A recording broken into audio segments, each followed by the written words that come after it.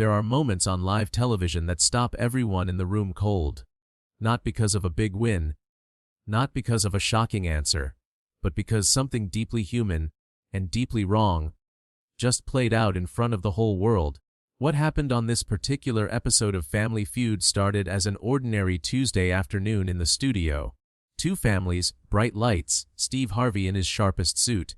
But within minutes, Steve Harvey, a man who has hosted thousands of episodes, who has seen nearly everything, would go completely still, not laughing, not joking, just still, because a wife stood at the microphone on national television and called her husband useless. And what happened next? It changed everyone in that studio. It might just change you too. To understand why this moment hit so hard, you have to understand who Marcus Webb is. Marcus was 54 years old, a quiet man with big hands, the kind that had spent 28 years working construction. He grew up in Birmingham, Alabama, the son of a man who worked double shifts at a steel plant and came home smelling like metal and sweat, but always came home. That was the rule in the Webb household. You show up. No matter what, you show up. Marcus carried that rule his whole life. When his father got sick in the late 1990s, Marcus dropped out of community college in his second year to help cover the bills. He never went back. Instead, he got his contractor's license, built a small business doing home renovations, and for 2.5 decades he kept the lights on. He met Diane at a church barbecue when they were both 24. She was finishing her nursing degree, sharp and funny and full of energy that Marcus, even then a quiet man, said felt like sunlight. They married within a year. They had 2 sons and a daughter. They bought a small house in a suburb of Atlanta and spent 18 years painting rooms, fixing the driveway, planting a garden Diane never quite had time to tend. But then, 3 years ago, things started to fall apart. The housing market in their area shifted. Bigger construction companies moved in and undercut smaller contractors. Marcus lost contract after contract. He picked up whatever work he could find, tile work, drywall, a few odd jobs. But the money was inconsistent. The business he had built with his own hands was slowly disappearing. He applied for jobs he had never imagined applying for. Security guard positions, warehouse work, driving for delivery services at 3 in the morning. What Marcus didn't know was that Diane had been keeping a list, in her mind and sometimes on paper, a list of every time he fell short, every bill he couldn't cover, every plan that didn't come together. Every Saturday morning she woke up stressed instead of safe. She loved him, or she used to. But somewhere between the worry and the exhaustion, love had curdled into something sharper. The Family Feud appearance was their daughter's idea, 22-year-old Jasmine, who was a huge fan of the show and thought it might be fun. Something to do together as a family.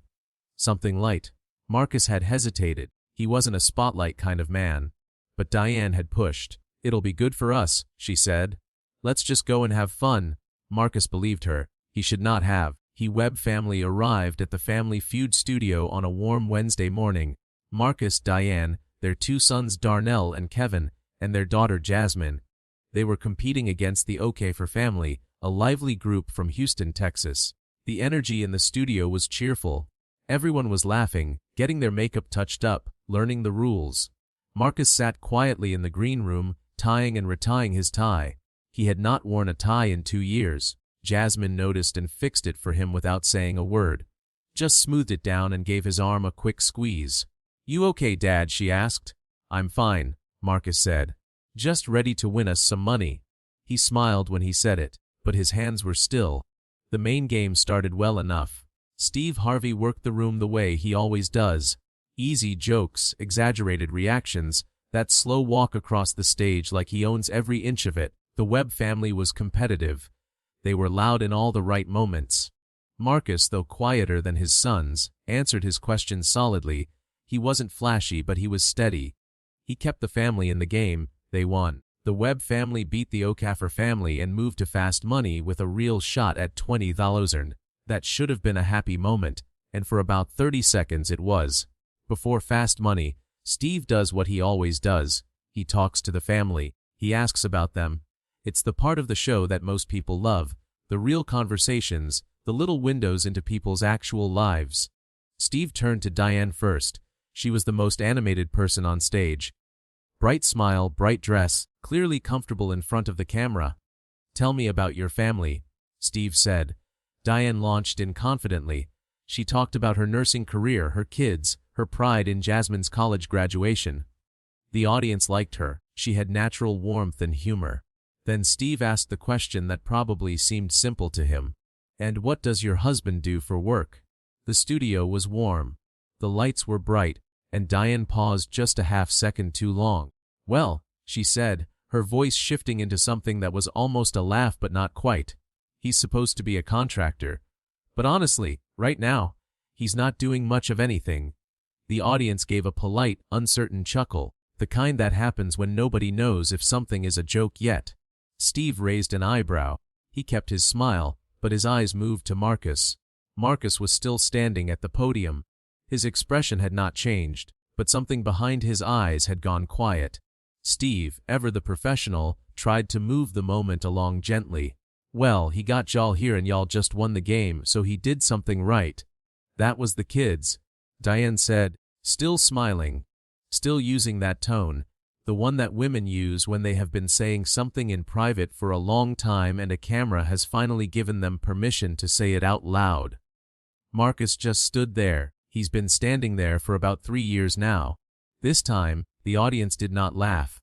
There was a beat of pure silence, the kind that television producers dread and audiences remember forever, and Steve Harvey froze. Not for long, maybe 3 or 4 seconds, but on live television, 3 seconds of Steve Harvey saying nothing is an eternity. His jaw was set. His eyes moved from Diane to Marcus, and what he saw there made him stop entirely, because Marcus Webb, a 54-year-old man who had worked with his hands his whole life, who had driven delivery trucks at 3 in the morning to keep his family housed, who had shown up his whole life the way his father taught him, was standing at a podium on national television, and his wife had just called him useless, and Marcus hadn't moved, he hadn't flinched. He was just standing there, very still, the way a man stands when he has been hit somewhere that doesn't bruise on the outside. The silence lasted just long enough for the studio audience to realize what had happened. And then, from somewhere near the back, a woman's voice said clearly, "That was not right." It wasn't loud, it wasn't aggressive, but in that silence it landed like a stone in still water. A ripple moved through the audience. People were shifting. A few were shaking their heads. The cheerful game, show energy had completely evaporated, replaced by something heavier. The collective discomfort of 200 people watching a private wound get opened up in public. Diane seemed to realize, a beat too late, that the room had turned. Her smile flickered. She looked out at the audience expecting to find amusement, and found something else entirely. Steve Harvey still hadn't spoken. He was looking at Marcus. And finally, Marcus looked up. Steve Harvey has been doing this for over a decade. He knows when a moment calls for a joke and when it calls for truth, and the look on Marcus Webb's face told him everything he needed to know about which one this was. Steve walked slowly away from the podium, not toward the camera, toward Marcus. He stopped a few feet away and looked at him directly, not at the audience, not at the camera, at the man standing in front of him. "Brother," Steve said quietly, "I need you to know something before we go any further with this game." The studio was absolutely silent. "I grew up watching my father work. He worked hard his whole life, and there were times, hard times, when the work dried up, when the money got thin, and I watched what that did to him, not because he had failed, but because the people around him made him feel like he had." Steve paused. "A man who drives a truck at 3 in the morning so his family has a roof over their head is not useless. Let me be very clear about that." The audience erupted. Not polite applause, real applause, the kind that starts before people even decide to clap.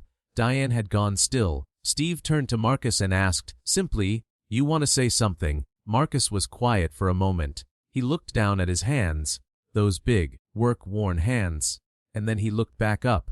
"I've been struggling," he said. His voice was steady and low. 3 years ago I had a good business. I had contracts, I had a crew I was providing, and then things shifted and I couldn't hold on to it. I've been trying to rebuild every single day. I work whatever I can find. Some weeks it's good. Some weeks it's not." He paused.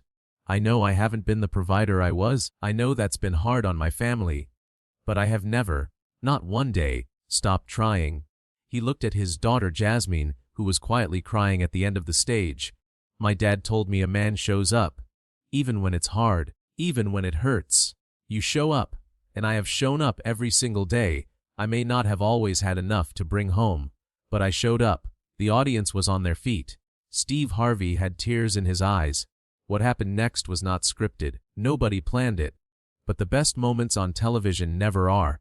Darnell, Marcus and Diane's older son, a 28-year-old who worked as a high school basketball coach, stepped forward from the family lineup. "Can I say something?" he asked. Steve nodded. "My dad used to wake up at 4:30 every morning. Every single morning. I used to hear him in the kitchen making coffee before the sun was up. When I was a teenager, I thought that was just what dads did. I didn't understand what it cost him. I do now." He looked at his mother. "Dad has never once made me feel like anything other than his son. Not once. I'm sorry that he's been going through this. But I'm not ashamed of him. I'm proud of him." Jasmine, still crying, nodded. Kevin, the younger son, just walked over and put his hand on his father's shoulder and stood there. And Diane, standing a few feet away, the woman who had smiled when she said what she said, put her hand over her mouth and looked at her husband. Really looked at him, maybe for the first time in a long time. "Marcus," she said quietly. "I'm sorry." It was 2 words. But the audience heard everything inside them. The fear, the stress, the years of worry that had hardened into something cruel without her meaning it to. And the understanding, arriving too late but arriving nonetheless, that she had said something publicly that she could not take back. Marcus looked at her for a long moment. "I know," he said. Steve Harvey, who had been quiet through all of this, let out a long breath. "Well," he said, his voice still thick with emotion, "I don't know what y'all came here to do today. But what you just did was something that most families never manage to do even in private. You told the truth about where you are. And that is the first step toward getting somewhere better." The Webb family went into fast money and played with everything they had. Marcus stepped up to the podium, the same podium where, minutes before, his wife had cut him down, and he answered his 5 questions calmly and cleanly. He scored 91 points. Darnell followed him and scored an additional 96 points, bringing their combined total to 187. They didn't win the 20,000. They needed 200. But the way the audience reacted, you would have thought they had won everything. Because what the Webb family walked away with that day wasn't a check. It was something they hadn't had in 3 years, an honest conversation, out in the open, in front of witnesses. 3 weeks later, when the episode aired, the clip of Steve Harvey's response to Diane's comment went viral before the episode was even over. It was shared millions of times in the first 48 hours. But the clip that people shared most wasn't Steve's speech, as powerful as it was. It was the 40-second clip of Marcus answering his son's gesture, of Kevin just walking over and standing beside his father, of a grown man being held up by his child in the most public way possible. Comment sections were flooded. Men wrote about their own fathers. Women wrote about things they wished they hadn't said. Adult children wrote about watching their parents struggle through financial hard times and what it had felt like to watch a parent lose their footing. One comment, liked over 90,000 times, read, "My dad went through this after the 2008 crash. I never told him how proud I was of him for not giving up. He passed last year. Watching this, I just wish I had said it out loud." Steve Harvey addressed the clip on his talk show the following week. He said he had received more messages about that episode than almost any other moment in his years of hosting Family Feud. "I want to say something to every man who is going through what Marcus is going through," Steve told his audience. "Struggling financially does not make you less of a man. It makes you human. The measure of a man is not his bank balance. It is whether he keeps showing up for the people who depend on him. Marcus Webb keeps showing up, and I respect him for that." He then surprised the audience by announcing that he had connected Marcus with a contractor network in Atlanta, offering Marcus the opportunity to bid on a significant renovation contract that was coming up. Marcus got the bid. He started work 3 months after the episode aired. He hired 2 men from his old crew on his first day back. The question everyone asked in those first weeks after the episode aired was, what happened between Marcus and Diane? 6 months after the episode, Jasmine posted a short video on social media. No big announcement, no dramatic music, just a short clip of her parents sitting at the kitchen table, the same kitchen table that had been the center of 1,000 stressed conversations over 3 years of financial trouble. They were eating dinner. Her mother was laughing at something her father had said. Her father was shaking his head with that quiet smile of his. The caption read, "They're okay, they're working on it. That's enough." It was shared 400,000 times. Diane gave one interview to a local Atlanta radio station about 4 months after the episode. She didn't make excuses. She said she had been carrying fear for 3 years and it had turned into resentment without her realizing it. She said that watching her sons stand beside their father that day had shown her something she had been too close to see. "I saw who Marcus was to them," she said, "and I realized I had been so focused on what he couldn't give me that I had stopped seeing what he had always given us. He gave us sons who knew how to stand beside someone they love. He gave us a daughter who sees the best in people. You don't build that with money. You build it by showing up day after day the way he did." She paused for a long moment before adding, "I owe him more than an apology, but I'm starting there." A year after the episode aired, Marcus Webb was fully back in business. His contracting company, the same company he had started with his own hands 2 decades earlier, was operating again with a crew of 4, steady contracts, and a reputation that had been quietly rebuilt one job at a time. He didn't become a celebrity. He didn't go on a speaking tour. He went back to work. But Family Feud received thousands of letters in the months following that episode from families who said that watching the Webbs had prompted a conversation they had been avoiding. Counselors reported that couples were coming in specifically referencing what Marcus had said at the podium. Teachers used the clip in family studies classes. Men who had felt invisible in their own homes saw themselves in Marcus and felt, for the first time in a long time, less alone. Steve Harvey, who has a gift for saying the right thing at the right moment, later reflected that the Webb family episode was one of the most honest things he had witnessed on a game show set. "The thing that got me," Steve said, "was that Marcus didn't defend himself with anger. He defended himself with truth. He stood there in front of millions of people and told the truth about what he had been going through. That takes more courage than anything I've seen on this stage. There is a version of this story that is just about humiliation on live television, and it is that. But it is also something else. It is the story of a man who kept showing up when showing up was the hardest thing in the world. Of children who saw clearly what the adults in the room had forgotten to see. Of a woman who said something cruel and found the grace to reckon with it. And of a television host who, for 3 or 4 extraordinary seconds, stopped being a host and became simply a man who recognized another man's dignity and refused to let it be dismissed. Financial hardship will come for most families at some point. The question is not whether the ground will ever shift beneath you. It will. The question is what the people around you do when it does. Do they list your failures? Or do they stand beside you? Kevin Webb didn't say a single word. He just walked over and stood next to his father. Sometimes that is the whole answer.